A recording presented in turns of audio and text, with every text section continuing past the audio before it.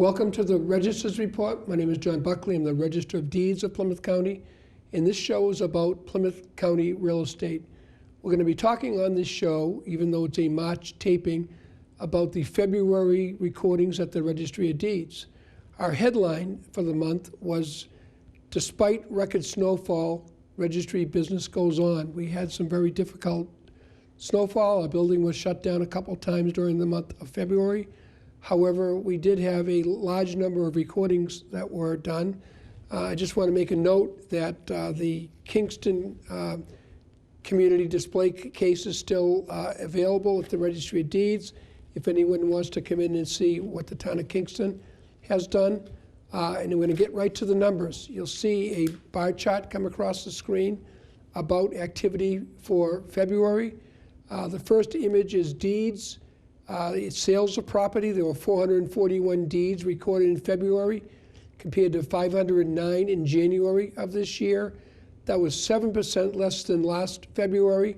And year to date, we're down 4%. Certainly the weather has had something to do with it. Last year we were up 2% over the course of the year. The next bar chart you're going to see is mortgages. We had a drop in mortgage filings last year, 29% lower than the year before. However, for the first 2 months, we've seen improvements. There were 1,354 mortgages recorded in February, more than the 1,299 in January, and we're up 52% over last year. And with 2 months of data, we're trending higher by about 37%. The next bar chart you're going to see is foreclosure deeds.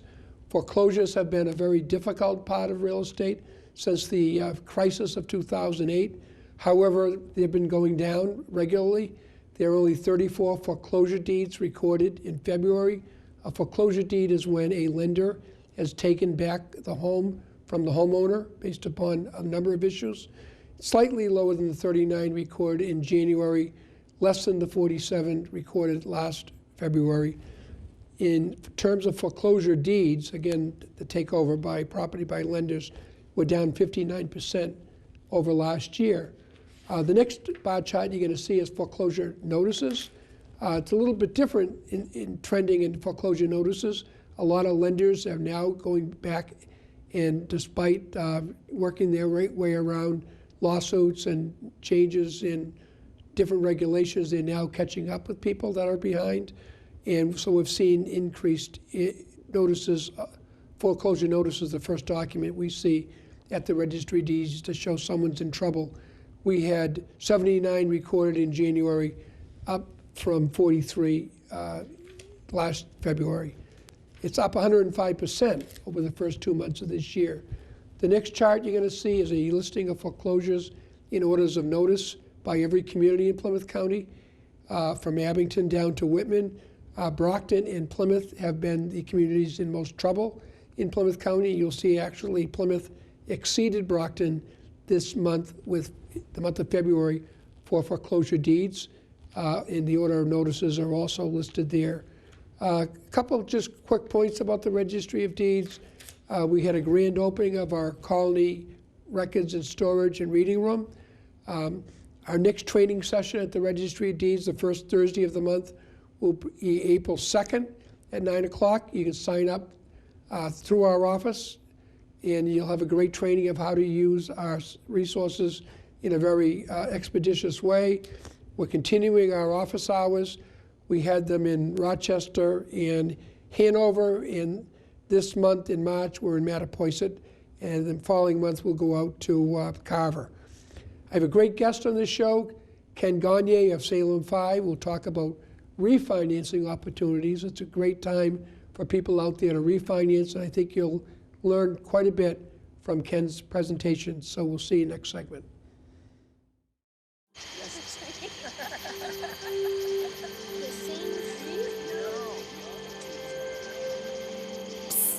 They're coming.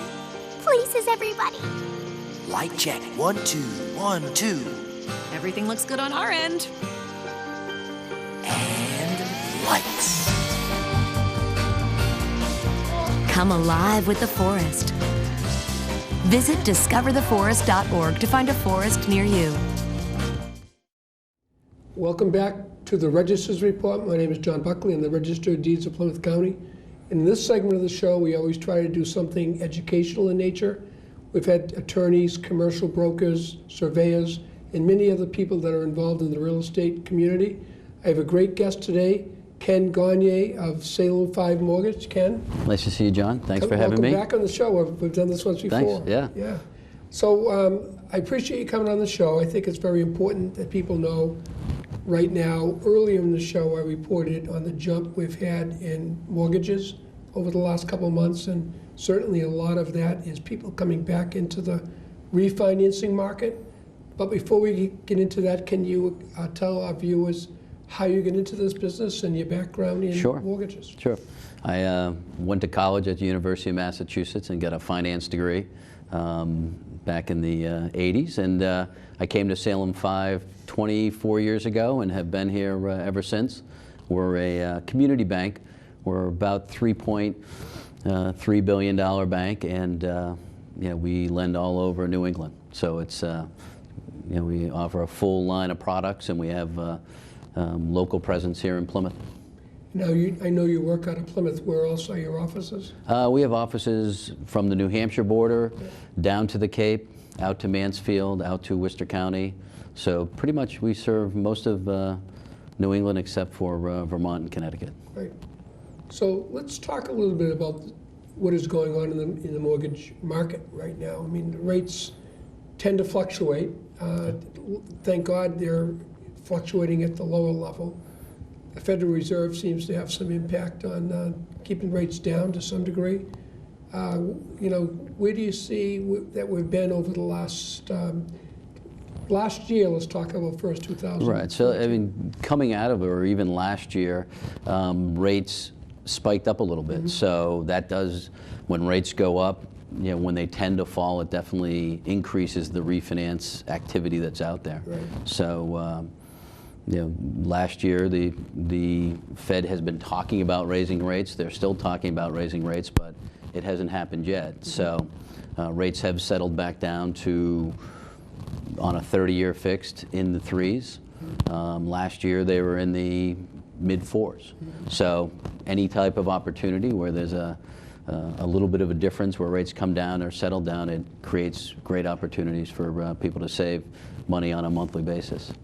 Yeah, I know that at the Registry of Deeds last year, our mortgages had dropped off about 25% from the prior year, from 2013, because while there were still purchase mortgages, a lot of people had basically not felt that it was the right time to refinance. However, certainly in January and February, but now in the middle of March, people have made up their mind that it is a good time to refinance. Well, I think it is. I mean, there's two things that are going on. Not only have rates come down, but one of the federal government in January on FHA loans, what they ended up doing is on FHA loans, they charge mortgage insurance. The government sets the premium of the mortgage insurance that gets paid on a monthly basis. So coming out of the, a lot of people were getting foreclosed on, delinquencies were high, they kept raising the amount of the mortgage insurance that people had to pay. So in January, the federal government came out and said, now things are getting better, we're going to lower that premium. So the premium dropped 50 basis points, so it went from 1.35 down to 0.85. So even if interest rates didn't come down, that would create an opportunity for people to refinance their FHA mortgages and save a half a point in the mortgage insurance. Rates did come down, so not only are they saving on the mortgage insurance, they're saving on the interest rate as well. So on FHA loans, they allow what's called a streamlined refinance, where you don't have to go back out and do an appraisal. There are even some that you don't have to qualify from a income standpoint. So as long as you're currently paying on time, you've made at least 6 payments on time, they'll allow you to refinance without an appraisal and without credit qualifying. So it's a great option for people who do have FHA loans. So where do you get your typical customer? We network with everything from realtors to attorneys to financial planners to builders. So, and a lot of the people that at least at Salem 5 have been here for a fair amount of time. So our previous customers refer us a lot of customers, families, friends. So I'd like you to give your contact information out a couple times during Sure. this part of the show. Do you mind doing that right now? Sure, I can. It's ken.gagne@salem5.com. That's my email. And the local phone number is 800-445-8600. So let's talk about someone out there, a viewer, looking at the possibility of refinancing. How should they look at it? How do they calculate whether it's in their interest to do so? I think the first thing they need to do is contact a bank. And what we usually do is we'll look at what they're currently paying. We'll look at whether they're paying mortgage insurance, not paying mortgage insurance. We'll try and get an idea of how much of their money is going towards interest, how much is going towards principal, and then make a determination of, are they looking to save on the term? So are they looking to go from a 30-year down to a 15-year? Or are they looking just to save on a 30-year and make it a more affordable payment? And kind of give them their options and kind of lay it all out for them, do a comparison of what you're paying now, what is it going to look like in the future. So just let me back up a little bit. I know we started to talk about what the outside person looking at this show would be interested in as far as making a decision on refinancing, and you had some thoughts about that. Right. And usually we want to try and figure out what they're trying to accomplish. So are they trying to lower the payment, or are they trying to lower the term of the mortgage? So we'd look at what they're currently paying for principal and interest. We would look at if they're paying mortgage insurance or not paying mortgage insurance. Some people are still looking to consolidate debt, so sometimes they're looking to take cash out and pay off credit card debt, or take cash out to do repairs to the property. So we do a full workup on what they're currently paying versus what the new payment would look like. So I know that a lot of mortgages pay more interest up front and then shift to principal based upon the calculations of how it's divided up over the period of years. Right. Is there a point at which somebody should, when they're paying a lot of principal, not be interested in refinancing, or how does that all work? Usually it's based on the interest rate. Okay. So at Salem 5, we can do mortgages all the way from 7 years all the way up to 30 years. Okay. So a lot of times what we'll do, somebody might say, I've already paid 10 years on my mortgage, I only want a 19-year mortgage. We can do that. So you can keep the amortization the same so that you're not going backwards. Because a lot of people, it's a psychological thing. They don't want to go backward on their mortgage. They only have 8 years left, they only want 8 years to go. Right, I can understand that. If someone were to be interested, obviously the most organized they can be is beneficial for them and for the lender, that would be you. What should they have prepared before they start a conversation with you to make it go as smoothly as possible? The first thing they're going to want is their mortgage statement. They're going to want to know what they're currently paying. Other than that, if they had any documents like a settlement sheet from their previous transaction, that would be helpful. And then just the basic financial information, which is 2 years W-2s, most current pay stub, and the most current 2 months bank statements. That information gives us enough to be able to do a full analysis of what options are out there for them. So how often do your rates change? I know different lenders change their rates on a certain... Every day. Every They change every day, and because it's a fluid market, a lot of times they change in the day. So sometimes when the market is falling, whether it's just like there's a stock market, there's a bond market, so the bond market goes up and down every day. So there are times where rates will change in the day a few times, up or down, so both directions. So it is something where rates are fluid. They are volatile at times, and at other times they don't change that often. So it's something where, generally speaking, at Salem 5, we lock in loans for 30 days, and that's how long it takes to refinance these days. So that's your primary lock-in point? at Is a 30? 30-day rate. On a refinance, it's 30 days is how long it generally takes. Good. There are situations where it's shorter or longer, but generally it's 30 days. Good. So I'm sure you follow the movements of the Federal Reserve, and as do others, and try to manipulate the best way to get into the market at the right time. And I know that's impossible to predict. It is impossible. But where do you see the mortgage market going over the rest of 2015? Well, I mean, I think a lot of it, at least lately, has been the volatility comes around the employment reports that have been coming out. So the federal government has already said that they would like to get back to normal interest rates. They have an accommodation right now that they've had in place since 09, 08, and 09. So they're trying to start to raise interest rates. The economy has to cooperate. On the jobs front, the economy definitely is cooperating. The jobs reports that have come out over the last 6 months have been pretty strong, which has caused, it definitely, when those reports come out, it causes volatility in the mortgage market. Inflation has been pretty tame, so that has kept interest rates low. So it's kind of a push and pull between inflation and the jobs market. So it's hard to predict it, and I wouldn't want to predict where rates are going to go, but I think there's going to be volatility, going forward, which that's what causes these little times where you can refinance, is the volatility, because rates will pop up over a 4 or 5 month period of time, and then they settle back down. So if you were one of the, if you bought a house or if you refinanced when rates were a little bit higher, then the volatility creates an opportunity.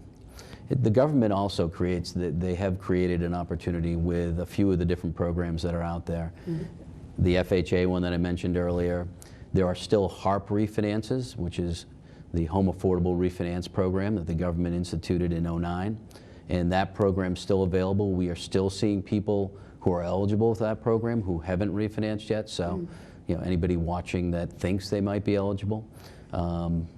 It would be if your current mortgage was originated prior to 6 of 09, Okay. and it was securitized and sold to Fannie Mae or Freddie Mac. Okay. That's a great program. Yeah. Well, I've certainly followed that. I work a lot with a group out of Brockton NeighborWorks that tries to work with people who have looking for modifications. Okay. And usually those are national lenders that they find themselves in trouble with. But a lot of the local lenders like yours aren't on that list that we see every Yeah, I mean, we participate in, because we are a seller servicer of Fannie Mae and Freddie Mac loans, so we do participate in both HAMP, which is the modification program, and HARP, which is the refinance program. Sure. And they're both great programs if people can get in, because it enables somebody who might be paying a higher interest rate, who may qualify, may not qualify for a new mortgage. It allows them to possibly take advantage of these lower interest rates. Any unique products you see possibly coming out in the future that are cutting edge to the industry? No, things have been dialed back. The exotic programs that were out there really caused a lot of the a lot of the problems that exist structurally in the mortgage market. Right. So there's not a lot of clamoring for new exotic products. Even interest only right now, there's not a big demand for them. The government's really not looking to put more exotic programs in the marketplace. And have you seen, with the changes that were required to be made in the industry, it more difficult for your average person to borrow? No, I don't think it's more difficult. It's just more time consuming, a little more paperwork. So it's just regulatory, and there's a lot more regulations, and it's a little bit more paperwork. And but all in all, the programs that are out there, for whether it's a first-time home buyer or somebody with limited down payment, there are still plenty of programs available to them to get into the housing market or to refinance. Yeah, so we talked about the mortgage market. Let's talk a little bit about the overall real estate market for the rest of this year, and a little bit into the future. We've had a terrible winter over the last couple of and that months. slowed things down. It certainly has, yeah. But where do you see the overall real estate market going through 2015? But we think it's going to be good. Yeah. We think there's a pent-up demand. The inventory isn't as great as it has been in the past, and I think the winter, caused a little bit of that. A lot of people would have been getting their houses ready for the spring market, so the spring market's probably going to be a little delayed, just with the amount of snow and that we've had over the last 6 to 8 weeks. It's delayed the market, but I think it's going to be a robust market. I mean, we see a lot of activity out there right now, and as the weather breaks, I think you're going to see, you definitely will see the purchase market pick up quite a bit. I think we feel the same way from what we see. So can you give your contact information one Sure. more time? It's ken.gagne@salem5.com, and my phone number is 800-445-8600. Great. Well, thank you for joining me. Thanks, John. Great. Thanks for having me.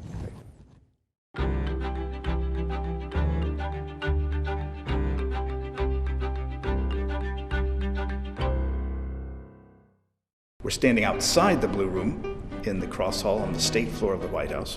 The Blue Room is a main receiving room for the House and often a place where the President might stand and greet key guests before coming through the door behind me and turning to go down to the East Room for a major speech or an award ceremony or bill signing. When he comes through that doorway, he passes under the modern version of the seal of the President of the United States, which was officially defined by President Harry Truman in 1945 to include the coat of arms of the President, which is the eagle based on the Great Seal of the United States. It has a ring of stars around it, and then it has the words Seal of the President of the United States. That makes it officially the seal. Now, the eagle was changed at that time to not face the arrows that represented war, but to face the olive branches in the opposite talon of the eagle, which represents peace, at a time when they were creating the Defense Department to replace the former War Department and Navy departments as official cabinet offices. We have an earlier version of the presidential seal above the door to the diplomatic reception room, made in bronze. It was originally embedded in the floor in the entrance hall, and then it was moved during the Truman renovation from 1948 to 52 and placed here in the wall. And you can see with this particular seal, the eagle faces the arrows of war in its proper left talon, and that was what was changed in 1945.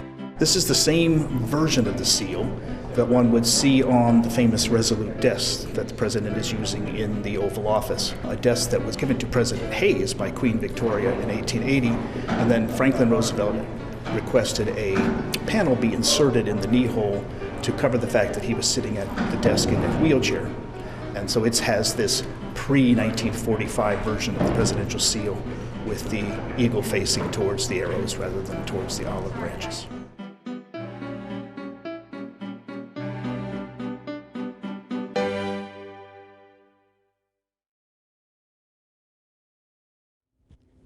Thank you to Ken Gagne. You did a great job talking about opportunities for refinancing. Refinancing can shorten your payment time. It can also save you money, so it's certainly well worth talking to either Ken or somebody you do business with to look at your opportunities while the market is still really good and rates are still low. The month of March is St. Patrick's Day month. Plymouth County and Norfolk County have the highest percentage of people of Irish ancestry in the entire United States. We always try to do something lighter in nature in this segment of the show, something about some of our history. So before I do that, in Plymouth County, there are two great parades for St. Patrick's Day, Abington and Scituate being the Irish Riviera, and that one has been postponed till April 12th. You're going to see an image come up about individuals who are involved in many notable occasions throughout Plymouth County. The first image you're going to see is William McGonigal. William McGonigal lived in Brockton. He was a shoe worker that played amateur baseball, and he was an inventor of the catcher's mitt. Back in the early days of baseball, nobody used a glove, and as pitchers got faster and faster and balls got harder and harder, William McGonigal started using bricklayer's gloves as a catcher's mitt.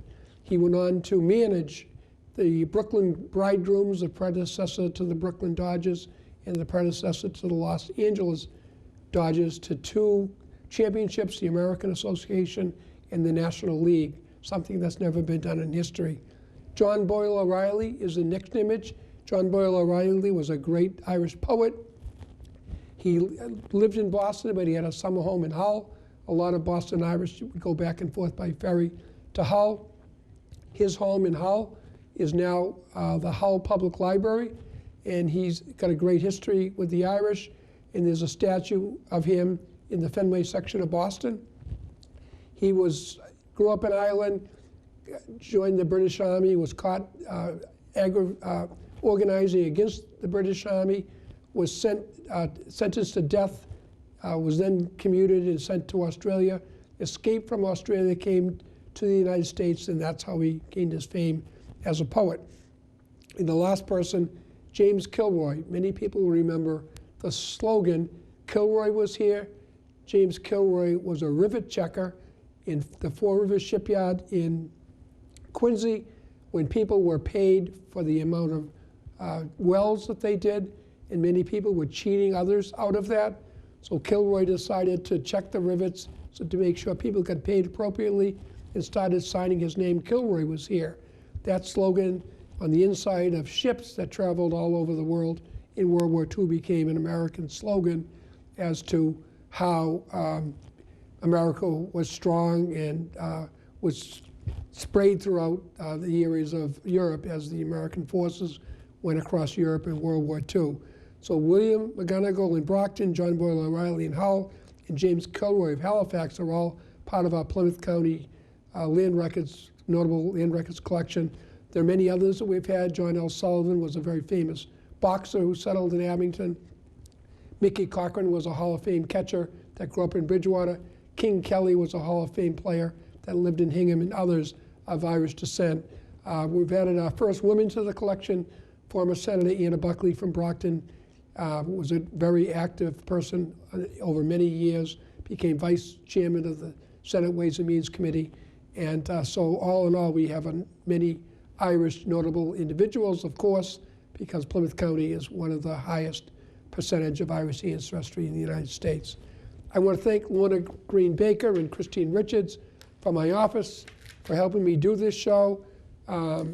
Every month I do it with PAC TV. Clearly, I want to thank Alyssa for her help in doing this show, Alyssa DeBow and Dustin Fleming, and of course, Dave Antoine for allowing me to produce this show and share it with the people of Plymouth County. Thank you to PAC TV, and I'll see you next month. Happy St. Patrick's Day.